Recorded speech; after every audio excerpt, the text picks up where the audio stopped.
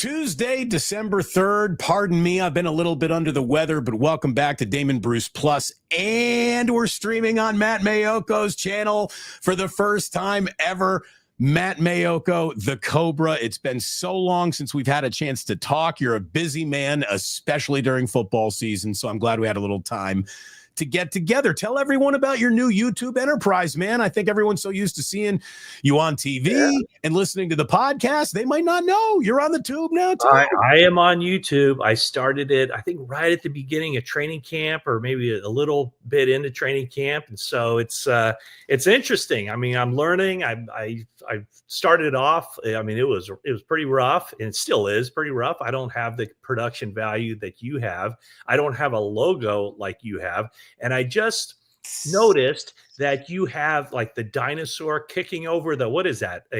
That's Godzilla kicking over Sutro Tower. Okay, there you go. I thought, like, wouldn't a cobra look good, like, for my logo? Hell yeah, it would. You got to go Cobra. You got to embrace it. And I'm only going to ask for 12% in perpetuity. That's it. That's all I'm going to. Perfect. Yeah, that's for everyone. everyone. Will get in touch with my people, I'm sure, and then we'll hammer that out. 100%. For everyone who is watching on my channel, not watching on your channel, tell everyone where your channel is and how they can go and subscribe. Yeah, my channel is on YouTube. Just I guess just type in Matt my name, Maiocco. Matt Maiocco. I think it's Matt Maiocco NFL. Oh. And so it started from humble beginnings. I think we're up to like 8,000 subscribers, a little bit more than 8,000. So I'm having fun with it, and a lot of feedback, a lot of passionate 49er fans this time of year, especially when they see their team drop to 5-7. So it's all 49ers. I think I'll probably try to sprinkle in some day of the life stuff or some kind of timeless content.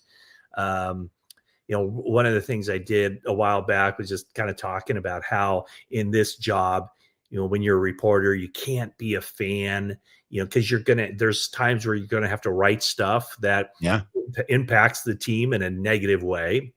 And also just from, I have enough on my plate, like just doing my job. I relayed this story, Damon, when I was covering backup Giants, San Francisco Giants in what year was that? I guess that was 94. It's like Cub reporter Matt Maiocco. Yeah, no, like I think John Shea was our reporter at the time. He came back off a road trip, so I'm thrown onto a Giants-Dodger game. And I grew up a San Francisco Giants fan, and my whole life I wanted to be a Giants baseball beat reporter. Frankly, I'm glad that didn't happen. That's a really demanding lifestyle. It is. It is. So I'm covering Giants and Dodgers, and remember, I'm a Giants fan, so that means my favorite team is the Giants. My second favorite team is who's ever playing the Dodgers. And on this day, the Dodgers took a huge lead. It's a night game at Candlestick Park, and I'm writing my running game story, which means I have to send it as soon as the game's over. Right. Dodgers are winning like 8-0. My story's ready, and I'm this young, impressionable guy just trying to make his way. And then the Giants come back, score a couple runs, and I just kind of update the score to, from 8-0 to 8-2. And then next thing you know, Giants score a few more runs and a few more runs. Now they have the bases loaded in the ninth inning, and I'm sitting there at my little laptop, and I'm thinking, Dodgers, you have to win this game or I am screwed. And the Dodgers did win the game. They pulled it out. I think it was like maybe a double play in the ninth. So they won the game like 8-5 or 8-6. And I remember thinking, oh my God, thank God the Dodgers beat the Giants, or I'd be a mess. Go downstairs, get my quotes, drive home, and I'm thinking to myself, oh my gosh, I won't be able to tell any family members about this because I just was rooting for the Dodgers to beat the Giants. What has my life become? And right then it dawned on me, like, you cannot be a fan and do this job. No doubt. No doubt. It's hard, especially when you got to write that story about the player that you might have developed a little bit of a personal relationship with, but now all of a sudden they've had a bad season, and so you got to kind of dump on them, and that's when things get awkward. It really is. And that's the line of professionalism that's even harder to identify these days. It's been blurred. There's so many people who are untrained members of the media who are now, it's It's a weird world, that's for sure. Either way, Cobra, it's great that you're on YouTube. It's where you need to be. And look at it this way. All the smart animals in the forest are going to this watering hole. So I'm glad you are among the smart animals. So like and subscribe to Matt Maiocco. I appreciate that. A Matt Maiocco viewer, a regular who's never seen me before, please like and subscribe. We'd appreciate it. As you know, Matt, we always got a tiny little business to do. Today's show is powered by BetUS. And if you are going to be betting on the Niners, on the Warriors, whatever, check out BetUS. Go to use promo code YouTube150 when you sign up for 150% sign up bonus on your first deposit up to $2,000. We make sure all of your sandwiches are absolutely delicious when you order from Ike's. That is my guy right there. Ike's Sandwiches has a delicious sandwich waiting for you. Sign up for the Love Rewards program. Start earning free chips, free drinks, and a chance to win a trip for two to New Orleans to go to a very large football game being played at the Superdome. There's a better chance you might be there than the 49ers will be at this point. So enjoy the sandwich and our good friends at the Dubliner West Portal. Next time you're up here in San Francisco, Matt, let me bring you to the Dubliner West Portal for a Guinness. They pour it perfect. Great bar. Muni, stop right out in front. You don't have to drive. I mean, it's perfect. Great bar. So get to the Dubliner in West Portal. And thank you so much to the subscribers. As you know, Matt, we have many masters that we have to serve, but you and I are here today to talk some football. So let's hop right in. Let's do it. There are a staggering amount of moving pieces to a season in decline. Where would you like to begin if you had to explain this to somebody who just sat down? Why has it gone wrong? There are a million different things to choose from. Where do you start the conversation? I mean, I start the conversation with it just wasn't meant to be. And I don't know that there was ever a better foreshadowing for what was going to lie ahead in the 2024 season than the off season. I remember in training camp thinking like, oh, there were so many elements, starting with the Super Bowl loss, Dre Greenlaw's injury, the body language of the locker room and the guys who, a lot of the guys who were there in 2019, February 2020, when they lost to the Chiefs the first time. And you could just see that they were just deflated. And it was body language like I'd never seen before in the previous season-ending losses. And then you carry that through to the offseason with a hold out, a hold in. When the schedule came out, I did my quick glance, and I think I probably picked the 49ers for 12-5. But then once you start to really look at the schedule, you see kind of the built-in disadvantages. And that's not, I mean, we're going to maybe hit on a lot of different things that in itself, not a big deal, but all put together, a huge deal. And so I don't know. I mean, I think the Super Bowl hangover is real in the sense that it's real that for the 49ers, they played 3 extra games a season for the past 3 years. It's real in that their season ended in excruciatingly devastating fashion. And so just the emotional toll, the physical toll, and, you can't convince me that the number of injuries don't have something to do with those high leverage games that the team was playing in January and February in one case. So I just kind of felt like from early on, it just wasn't meant to be. And it's really difficult to find anything really in this season that has gone right.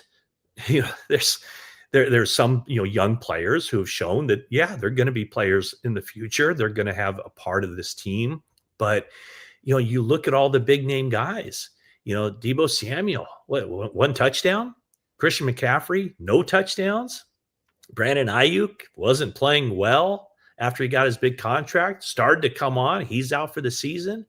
I mean, there's really no point of the team where you can look at and you can go, oh yeah, that guy exceeded what he did last year. Maybe Diamador Lenore, George Kittle has had a good season, but on Sunday night in Buffalo, he has one catch on the first play of the game.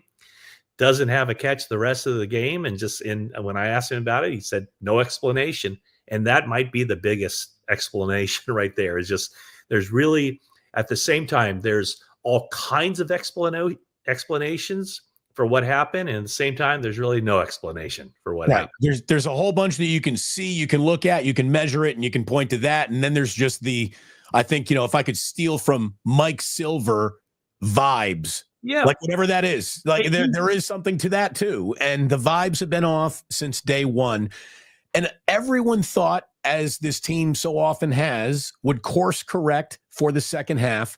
Too much talent, too much coaching know-how to just kind of have a sputtering through the whole season type of season. So they get to that bye week and they come out, they beat a pretty good Tampa Bay team and have since lost 3 games after that. And since the bye week are averaging 15 points per game, only 6 touchdowns over these 4 games and a 1-3 record to show for it. No one but George Kittle seems to know where the end zone is this season.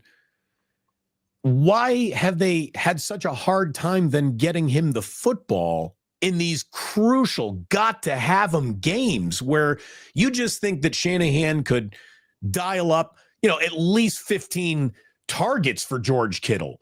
And maybe it becomes a little obvious and they shut it down at some point in the game, but it doesn't look like he's ever being force-fed. And if you're telling me it's because he has to stay in to block, go get another guy to do that, because there's no one on your team scoring touchdowns like George Kittle. Yeah, I mean, one of the first things I would think of would be, the conditions in Green Bay weren't great. Brandon Allen was a quarterback. The conditions in Buffalo weren't great, obviously.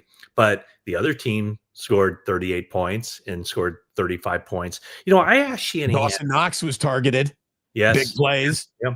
I asked Shanahan about that a while back. It wasn't this season, but what I asked him was, is there a situation where, and I think it was definitely concerning George Kittle too. So it wasn't this year, but it was in a previous season where I said, is there a point where if you have a really good player like George Kittle, you're going to throw him the ball kind of regardless? And what Shanahan answered to me was, are you saying like, if he's covered, if he's double covered, still going to throw him the ball?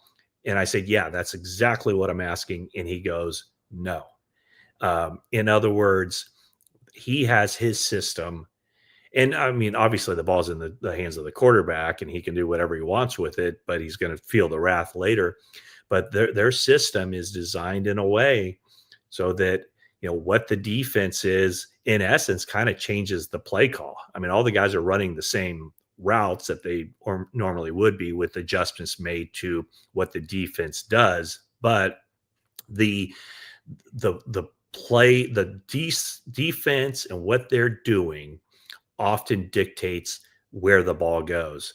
And so, I haven't gotten any deeper into that, but it kind of sounds to me, and I know he had a different set of rules for Julio Jones when he was, crushing it with the Falcons. But, typically I think a team can take one player out of the game for the 49ers if they so desire to do that.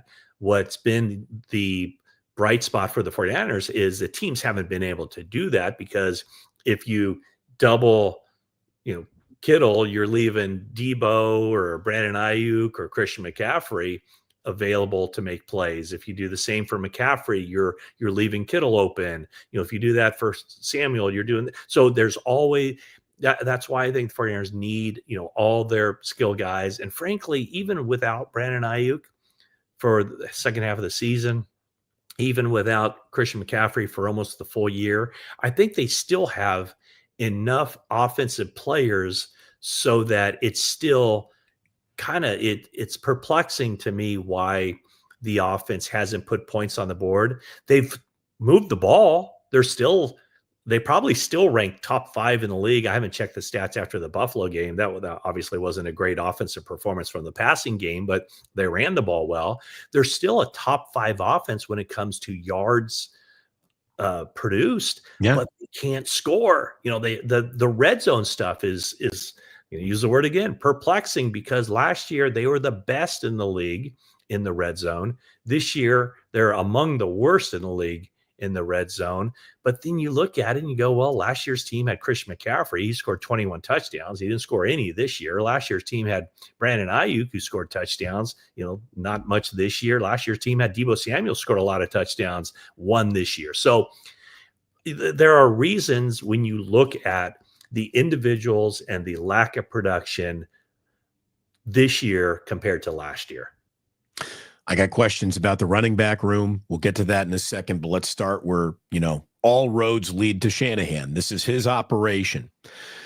Do you think being one of the most studied head coaches in all of football has finally caught up to him? It feels like he has the coaching equivalent of writer's block to go along with that too.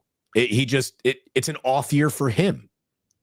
I would agree with that. Yeah, no, I think so. But at the same time, so many different teams in the NFL run some variation of his offense. And so, I think what you're specifically, because I just said, the 49ers have a top 5 offense, but what are defenses doing in the red zone? And why haven't they been able to find those answers in the red zone? Like their yards are empty calories this season because they haven't been able to punch it in. He's a smart guy. There's no question about it. He's considered, by everybody outside the Bay Area, he's considered one of the top offensive minds in the game. Like I said, there are either direct descendants from his tree or his dad's tree running 18 offenses in the league. So maybe a lot of it too is that what he's doing isn't new. And now the onus is on him next season to make those adjustments, study what defenses are doing, something that should be happening throughout the season, obviously, but with a full off season of figuring this thing out or trying to figure this out, it's incumbent upon him to make those adjustments to get the 49ers offense back to where it has been. And you'll hear a lot of, I'm sorry, Matt, you'll hear a lot of Niners fans say, well, his ego gets the better of him. It's arrogance. You've known this man for 8 years now. I'll tell you, just from all my time covering all sports, not just football or the Niners or Kyle Shanahan, coaches really don't care where a good idea comes from if it can help them win. Does Kyle Shanahan subscribe to that, or is it his way only? And, there's, again, coaching writer's block. He could use a few new ideas. He refuses to ask for them, and that's why the story is kind of stalling. Here's what I know. And Mike LaFleur told me this. Mike McDaniel told me this. Other offensive coaches have told me this, that he has an open door policy. Any assistant can go into his room, go into his office, and present ideas, plays, you name it. But you better be buttoned up when you do it, as far as all the contingencies. And Mike Silver wrote a book about it. It's called The Why is Everything. He will ask, what's the why? Why would we do this? What if the defense does this? What if they do that? And McDaniel told me that early in his career, he would go in there with some ideas and he'd end up leaving with his tail tucked between his legs because he didn't think out the whole play, from start to finish and all the contingencies and what would happen if the defense did this and did that.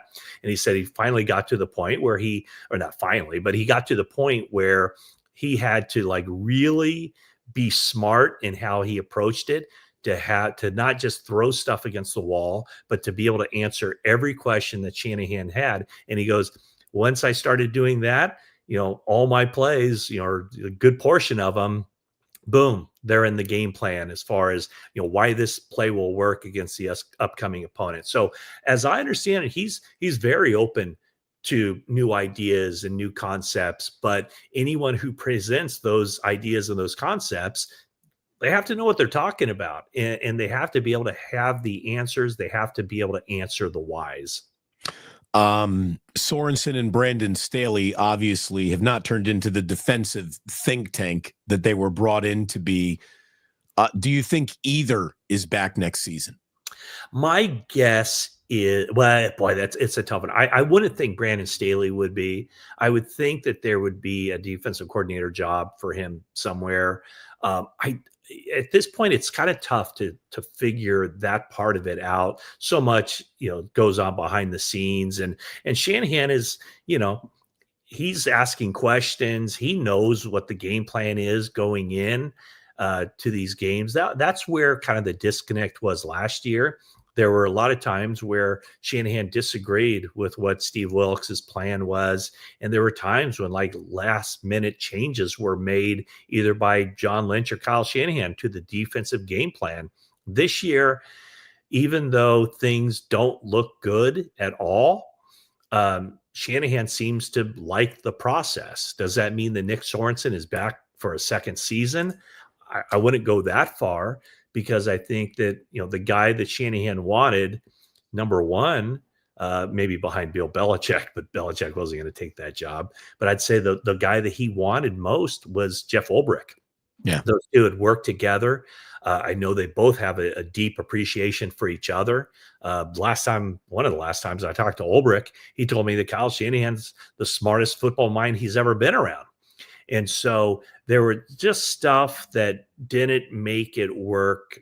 The fit just wasn't there for this season. But I can't imagine Ulbrich's going to be back with the Jets in any capacity next season. That would be shocking.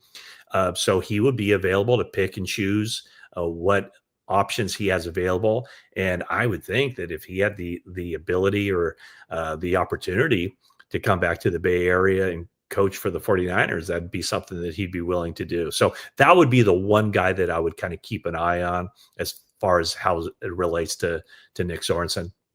Got a super chat here from Rob, who wants to, ask, Jed York needs to require Kyle to bring in outsiders to fill in coordinator spots in their own schemes to balance him. Kyle has to lose some power.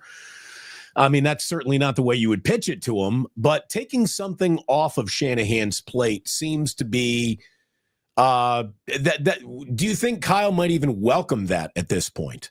I don't know. I mean, I don't know what that. Well, if it means taking stuff off his plate as far as the offense, no. I mean, he's there because of the offense. He doesn't get too involved with the defense. Last year, he seemed to get involved quite a bit with the defense. This year, not so much. But I do think that, what Jed York has done, to his credit, is he's mostly stayed out of the football side of it. Now, a season like this might make him, and, it would be John Lynch too, who would say, hey, this is what needs to happen.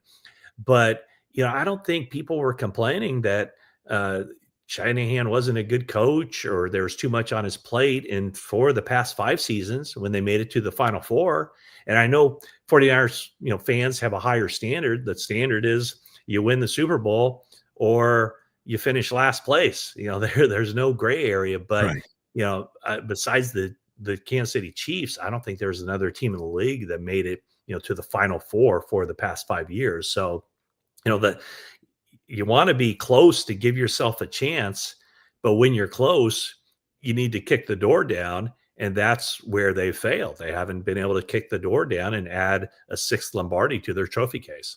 So, I know people who work in the organization who feed me little bits of information, and, these people better than I do, I'm sure. And we probably know the same people.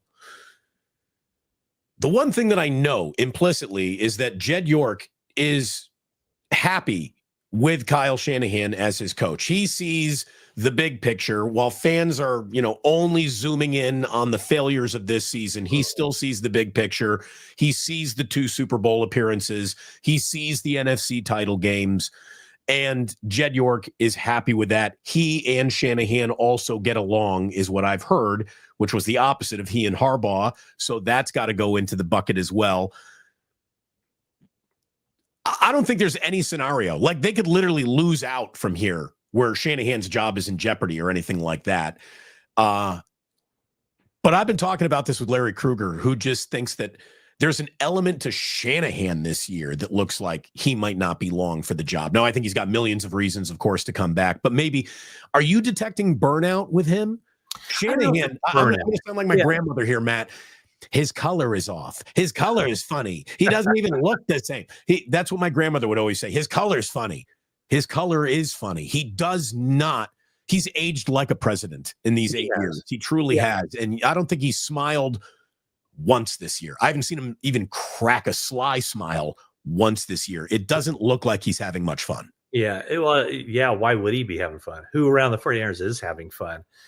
He did have a funny line last week about somebody asked him about the criticism he's gotten on the internet or whatever.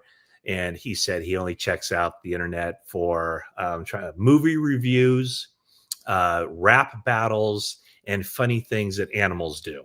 So that was probably one of the best lines he's had. Hey, going back to the weird vibes, the first, one of the many kind of weird vibes was the very first preseason game when we find out that Kyle Shanahan isn't calling the plays for the first time in 20 years as an NFL coordinator. He gave that up to Kubiak for those first, I think it was the first 2 games. Forget if it was all 3 or not. But so that was kind of, odd, or just like, I wonder what the idea is there. I always think that's like a wink and a smile. Go get him, kid, to a coordinator on the up and like this is how you continue to be able to replenish your coaches when they leave for other opportunities. You let people know that you'll be rewarded with opportunity. I thought it was cool that he did that. Yeah, I mean, I'm not criticizing it. I just thought like, well, that's interesting. I wonder why now. That was my question. Like, kind of why now? I would say this to kind of go along with what you said and what Larry said. I could see it either way where, not this offseason, I wouldn't think, but, down the road, will it end up being a mutual decision? When the end's going to come at some point, I don't know if it's going to be this offseason, which I wouldn't expect it to be, obviously, but it could be 2, 3, 5, 7 years down the road. Who knows? My guess is it would end up be kind of a mutual decision where, maybe I forget how exactly the Philadelphia Eagles thing went down back in, 2012 when Andy Reid was fired, how much maybe he felt like he needed a change of scenery too.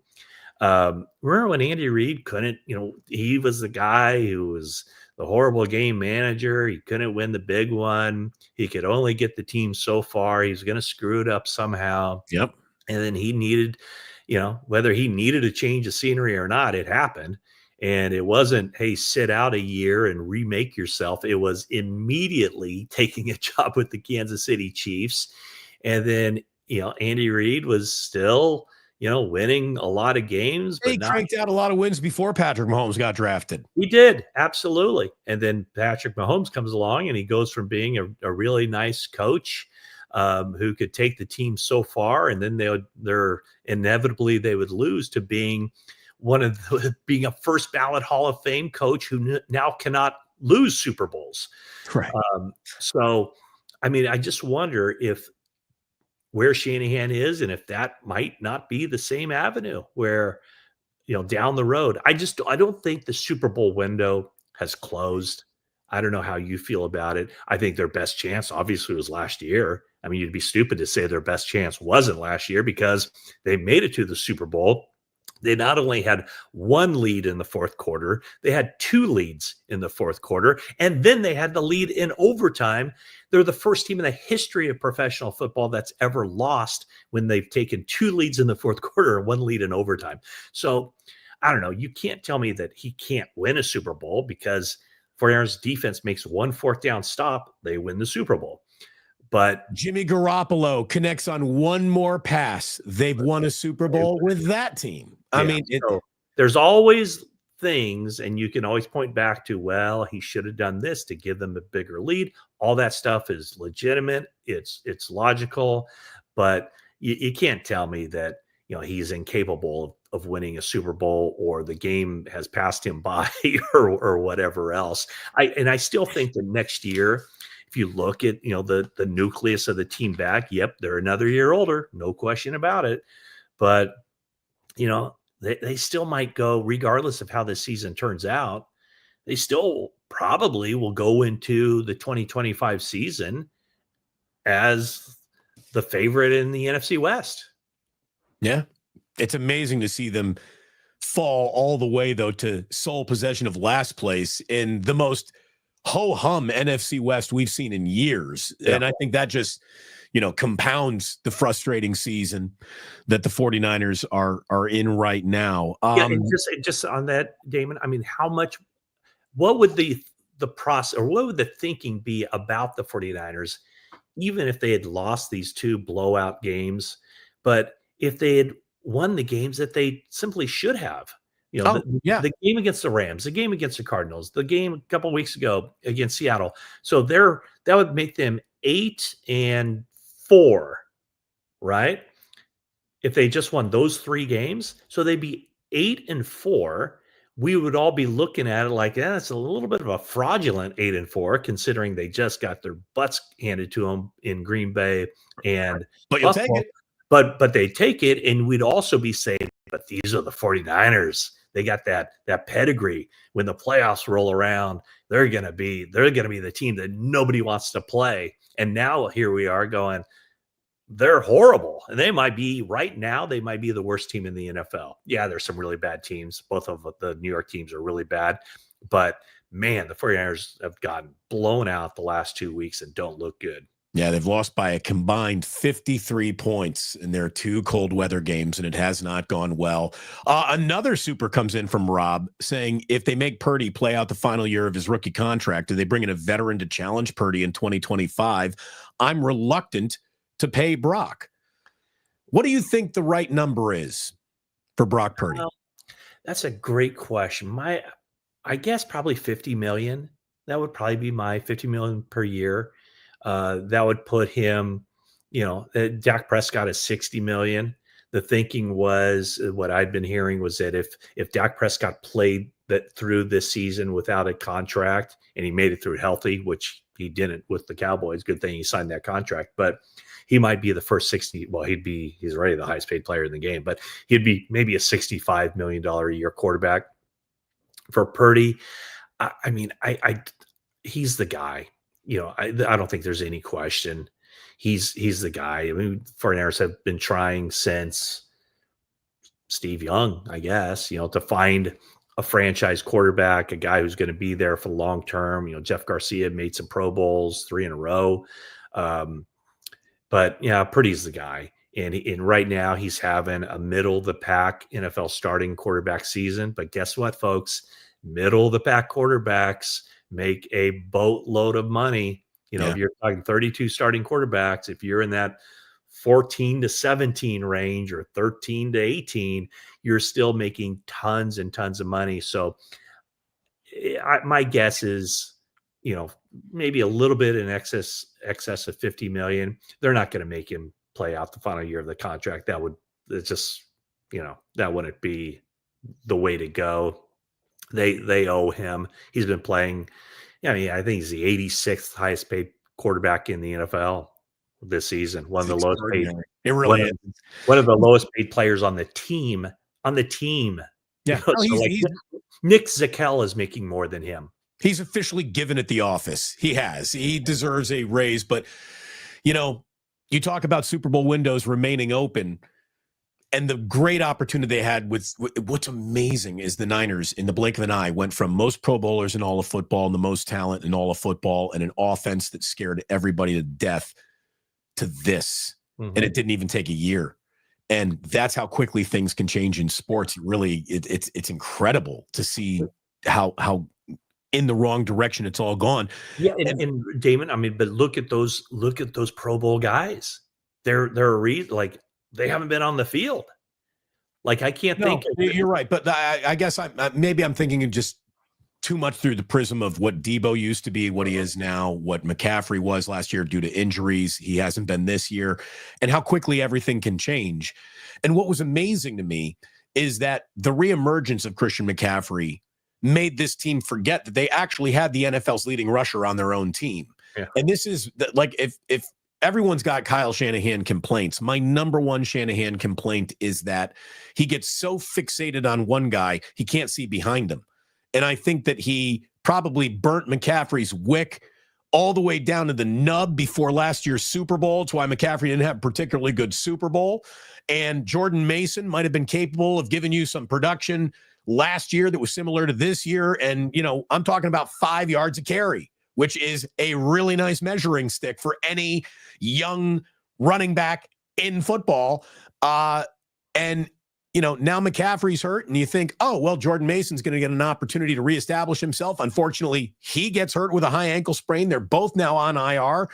And that brings us to Garendo, who struggled in September, had a good October, and then was totally forgotten about in the month of November. And now they're going to have to go to him. It's just really weird the way Kyle went from I don't have a bell cow running back to I have a bell cow running back to now I have a running back that I'd rather not even play. Yeah, I mean, I don't know. That's all. I'm not even sure there's a question in there. Yeah, no, I mean, he had this year. Mason will end up as the team's leading rusher. What is this? The 8th year of Shanahan, so that means 7 different leading rushers in 8 years. The only back-to-back guy is McCaffrey. The only guy in that time frame who's done it twice. And so it would lead you to think that, it's always been a running backs by committee. And it was for several years until he got McCaffrey. And then it's just like he has this toy that he loves to play with. And there were opportunities, last season, and to just mix in Jordan Mason, or last year it would have been, I guess, Mitchell or whomever would have been the backup guy. And I guess it doesn't take much, right? I mean, just like whatever, 3 extra carries per game, something like that. Just a little bit of a workload. Keep him involved, keep him invested. Yeah. Don't lose the young player. The one thing with Mason is when McCaffrey was coming back, Mason had that shoulder injury. Right. So maybe they also felt like, well, we can kind of get him back. But, as we see in the NFL, I mean, I had no idea that Mason was injured in that game. We knew that he went in for concussion evaluation. The 49ers did not know he had a high ankle sprain until the following day. So it could happen on any play. And for McCaffrey, the injury that he sustained had nothing to do with the Achilles. So, I think reducing risk, spreading the wear and tear around a little bit. Yeah. I mean, all those are areas that were talking points last year. And of course, again, they're talking points this year. Again, some supers coming in. Moonman says this has been worse by 2020. This team is lost. I mean, here's the thing. They're not mathematically eliminated yet, but yeah, it's been a bad year for sure. Mark Graves says, any chance Purdy takes $35 million to keep players around? That's really not what he pays his agent to do, right? No. And, his agent would be probably never get another client as long as he worked if he signed a quarterback and had him take a contract, at least 15 million under his market value. Right. Yeah, that wouldn't be good either. Brock Purdy owes it to himself. Brock Purdy owes it to all the other quarterbacks in the NFL to get as much as he can, because the minute Brock Purdy signs a far, far, far below market value, then every other quarterback is going, what the heck are you doing? Now my team wants me to take that same deal. Joseph Ernberg says, love you, Damon, but Brock Purdy's a glorified backup, not a top 32 quarterback, which I think is crazy. Matt, how would you even address that? No, yeah. I mean, he's proven to be a really good quarterback. In this season, nothing has worked for anybody. But I think Brock Purdy is one of those guys that the closer you're to him, the more impressed you are by him.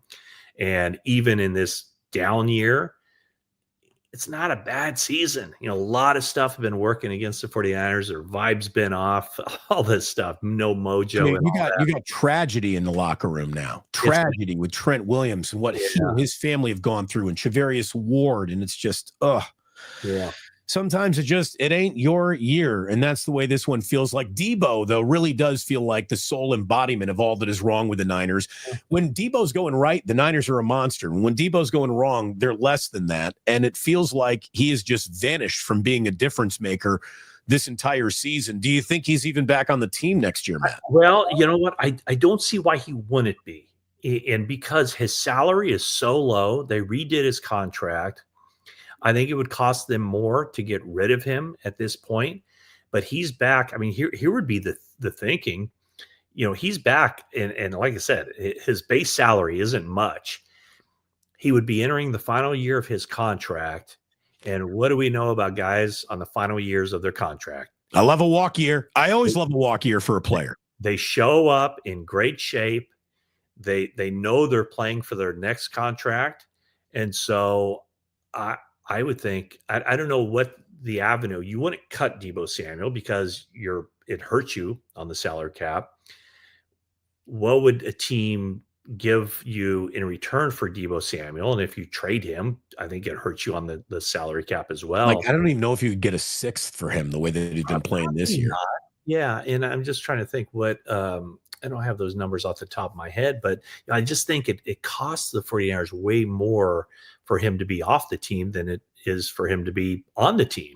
And so I think he'll be back. I don't know what it would look like. I mean, the guys who, with their current contracts that you think are going to be back for sure, Trent Williams, Nick Bosa, I think Debo, obviously McCaffrey, Ayuk and Lenore, there's no reason, I don't think, to get rid of two of their absolute best players, George Kittle and Fred Warner. Their salaries are up there.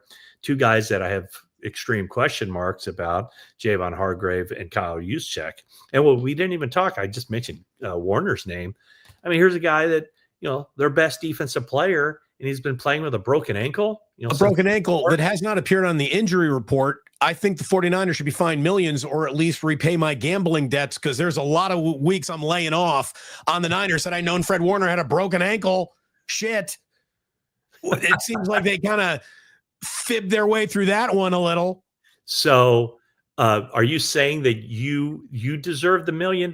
Is that how much money you've lost? No, I'm saying I hope they get dinged $1 million, or at least repay my $100 or so that I've lost over the year on them. As I understand it, because he's been a full go in practice, that there's been no reason to put him on the injury report. And so he hasn't appeared as, questionable or doubtful. He's played in every game.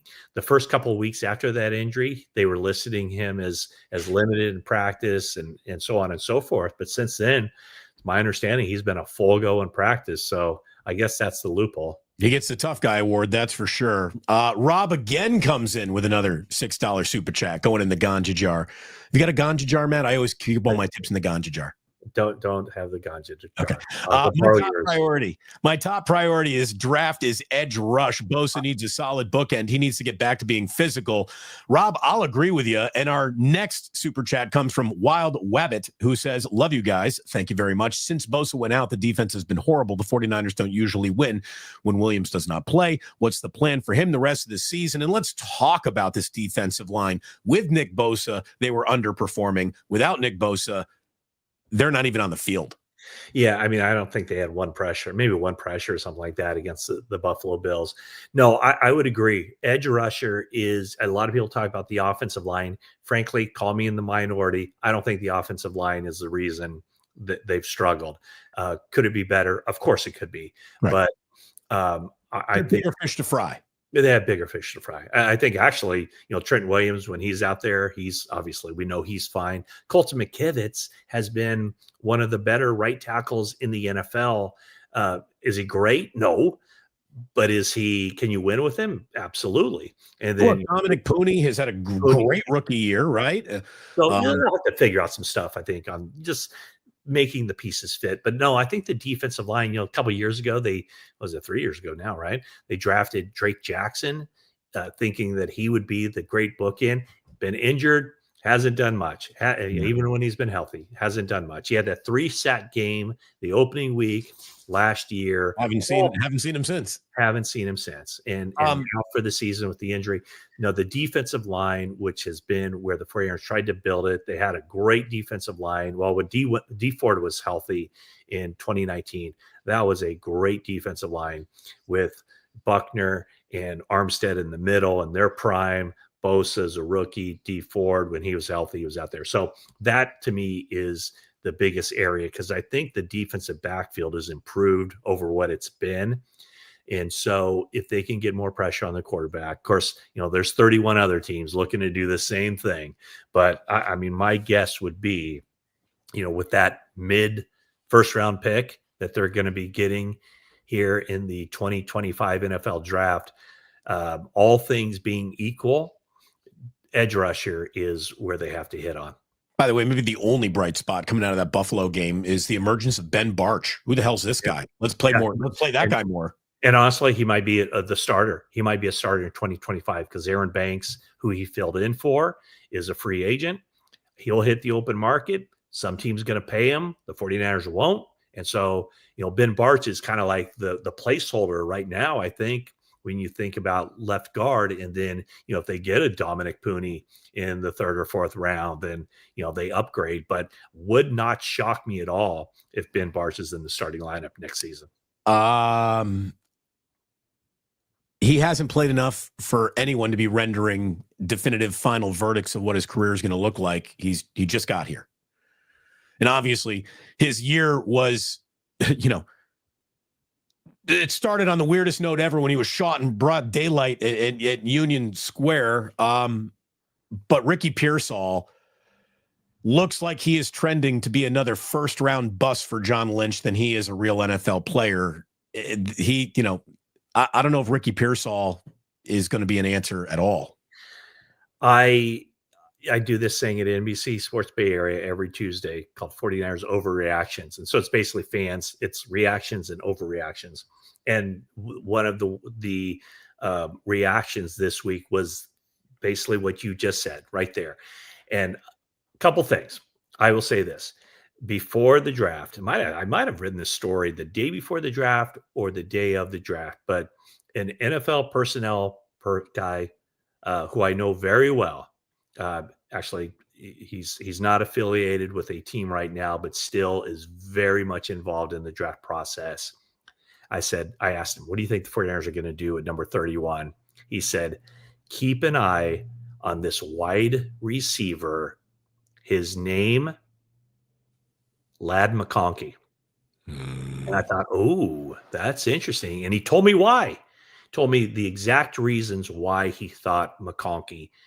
And it seemed to me like the 49ers were thinking exactly along those lines of what this person told me of why McConkey would be the best fit for the 49ers, except for the 49ers went with Ricky Pearsall instead. And when I talked to the person later, he said, I like Pearsall. I just like McConkey a lot better. Now, I'm going to completely steer clear of any criticism of Pearsall and of the 49ers draft pick just because of the reasons you said. Like, it's been a bizarre year. Right. The kid almost died. I mean, caught a bullet before he caught a pass. He did. And what I saw from him in practices before that incident, I thought, that kid can play. He can get open, good route runner, the way he takes the game, the way he prepares, all that. So I'm going to give him a mulligan this year. I'm going to give him a free pass. I'm going to give the 49ers a free pass this year on Pearsall because of just the craziness that happened. While in the back of my mind, I'm always thinking, boy, they could have had Lad McConkey, but they went with Pearsall. So let's just see what Pearsall is next year, because I don't know that anybody in any situation could have succeeded with what he's been through. At the same time, I'll say this.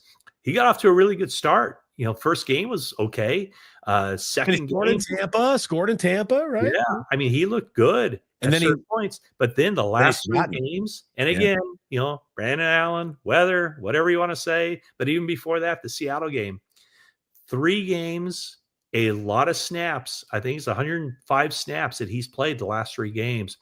Only 3 targets, 0 receptions. That's not good. He did look good as a punt returner, though, but that's not his role. No. Hey, Debo actually, he hasn't looked good from scrimmage. And of course, he fumbled in a game I'm still giving him a compliment in. But like maybe Debo on kick return helps that. Let's wrap up with the fact there's got to be a new special teams coordinator. Schneider cannot survive this. It's been a disaster. I am not a fire that guy. You and I have talked on the radio for almost 20 years together. You know, I'm not a fire that guy. Fire that guy. Jesus. I've never seen a team want to be bad as special teams and as bad on special teams as the 49ers appear to want to be every single week. To his credit, they found a different way to mess up. I almost used another word instead of mess every week. So let's give them points for creativity.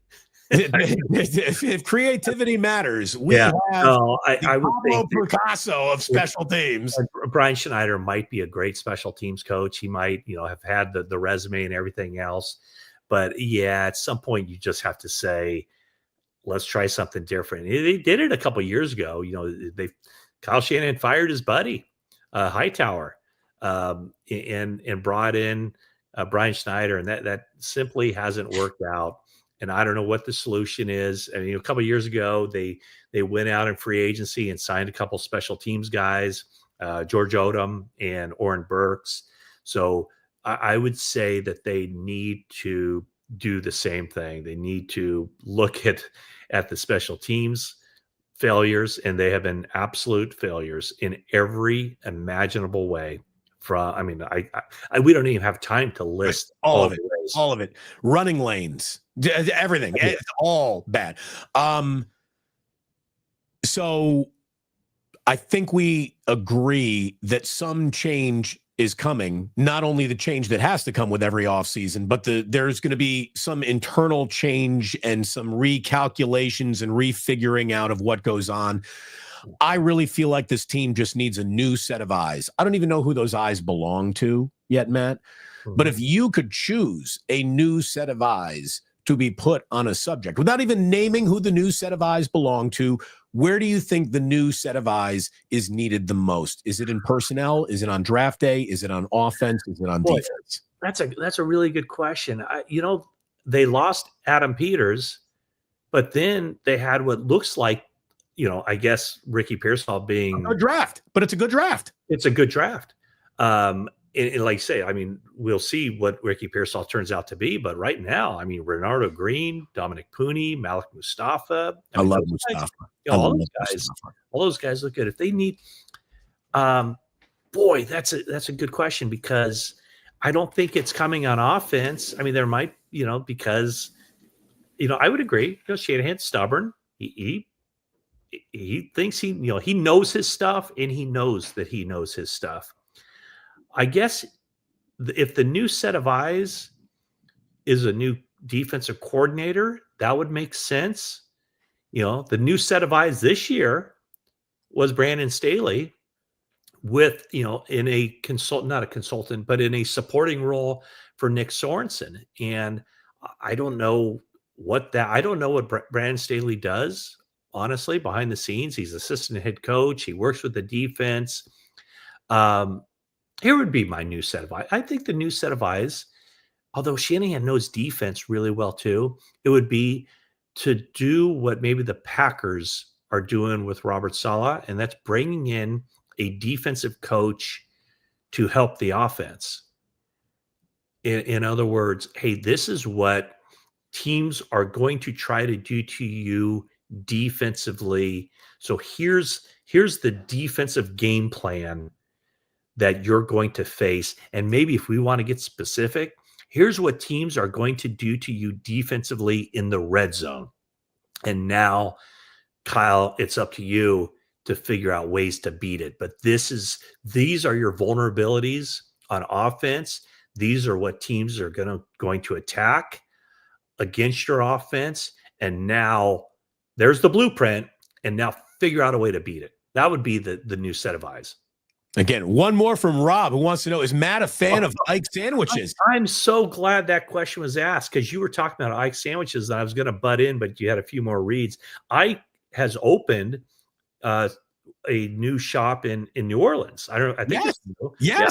And so I know Ike. We saw each other. We saw each other at the Mission Rock launch. Yes, we did. So I know Ike. I love Ike sandwiches. I'm a big sandwich guy. And I mean, I don't think I've had the Damon Bruce yet. Put me in your mouth, Matt. You'll love Oh, me. wow. Okay. Now that's a little bit too much. I have had the Jamie Sirewich and the Matt Cain and all those I love. So yeah, I'm a big fan of Ike. Awesome. Another year goes by and still no room for Roger Craig in Canton. Come on. Yeah, just found that out a couple of weeks ago. Sworn to secrecy until it was announced. Here's the big one, Damon. Though he didn't make the list of the final 3 seniors finalists. He didn't even make the final 9 semifinalists. So I was under the impression, I'm not on that committee. I'm on the full selection committee. So I'm not on the blue ribbon seniors committee. But what I was hearing a year ago was that he was so close a year ago. And I thought, oh, this next year should be his year. But for him, I don't know how it happens, but he fell not even in the top, and fell out of the top 9. So that's awful. It's awful. And I mean, when we talk about the history of the evolution of the position, there's a chapter about him. He changed what running backs were to what they now are. And it's amazing that he's going to be forgotten in history if that's what happens. That Roger Craig deserved better than that. And I can't believe that all the gravity of just how popular and how dominant those Niners teams were, which have worked for a lot of Hall of Fame candidacies from those teams, have not worked for him as well. Yeah. I mean, think about those teams, no offensive linemen on those teams. It's the quarterback and it's the wide receiver, and that's it. Joe Montana and Jerry Rice. And, Roger Craig scored 3 touchdowns in that game, that foggy night at Stanford Stadium. I don't get it. You mentioned the 1,000. He was an NFL, offensive player of the year. He changed the game in a lot of ways. Bill Walsh told me that he couldn't do anything, or he couldn't do everything he wanted to do offensively until he got Roger Craig. And when they got him, they did not know that he could catch passes. Based on his career at Nebraska, he had very few pass receptions. They worked him out. It's like, hey, this guy has good hands. He can run routes. And, he made the Pro Bowl as a fullback. He made the Pro Bowl multiple times as a halfback. So, I think maybe it's the bulk numbers. I'm not sure exactly where he ranks all-time rushing lists, but, that's part of it, I think. I don't know. It's disappointing. And I know in speaking in the past to Roger, it was something that weighed heavily on him. So I'm thinking of him today. I mean, he's now, to me, it wasn't even borderline. Like, it's going to be, of course he's going to get in. It doesn't seem like that train's going to stop for him, and that's really a shame. Hey, Damon, I thought you said this was going to last 30 minutes. And you I know. Well, you're just, it's your fault. You're too damn interesting. I can't stop talking to you. Matt, it's so good to see you as always. Let's do this again some other time. Now that you're one of these YouTube guys, maybe we can be YouTube guys together every now and then, co-streaming. Yeah. This was an awful lot of fun, though. You make football fans smarter, better football fans, and it was a pleasure to catch up with you today. Thanks very much. Now, you can go if you have to. I always wrap up my show with a Today in History. Okay, how long is this going to take? Not long at all. Are you ready to go? I'm staying with you then. Today in History. Born today, Ozzy Osbourne is 76 years old. How do you feel about Ozzy Osbourne? You're Ozzy Osbourne? He's still alive. That's a remarkable thing. It really is. Yeah. Another guy who certainly changed music forever, born today, he's only 45 years old. Sean Parker was played by Justin Timberlake in the Facebook social network movie. He invented Napster, which made file sharing the way that people, traded music, and that changed the music industry forever. So happy birthday to him. Not to the benefit of musicians. No, not necessarily. It helped us, but I don't know about musicians. Happy birthday to the state of Illinois. The state of Illinois became the 21st state in the union today in 1818. Today, Matt, in 1967, Christian Barnard of South Africa performed the first human heart transplant. What's odd is they don't identify him as Dr. Christian Barnard. Do you think they just brought in some random to do the first heart transplant? I think they probably said, well, no doctor would do that. That would be like, is that a human sacrifice? No doctor's going to do that. I thought, what was the guy's name? The guy who received, I don't think it wasn't in 67, it's much later. Did he receive an artificial heart? Does that sound right? Bernard? Maybe that was the first artificial heart. This was a heart transplant. Right. Okay. Yeah. Here's a little personal question that everyone needs to know. Do you still have all your original organs? All that I know of, yes. Yeah, I haven't awakened. I haven't awakened in a Las Vegas hotel room on ice, not knowing what happened the night before, if that's what you're asking. Yes, you have all my original organs. Tonsils, appendix. Tonsils are out. Okay. All right. There it is. I didn't know tonsils were an organ. I don't know if they are either. I'm not a doctor, like the guy who performed the first ever heart transplant in South Africa back in 1967. Matt Maiocco, the Cobra. People want the Johnny Morton story. I said it's really not for kids, so we're going to leave it off the air. But it's so good to see you, man. Great catching up with you. Best of luck with everything. Everyone will be tapping into you for the remainder of the season. And if you are following this, if you're watching this on my channel, go subscribe to Matt Maiocco's YouTube channel and do it right now. Matt, great to see you, brother. All right. Thanks, Damon. Thank you very much. Remember, everyone, sports don't build character. They reveal it.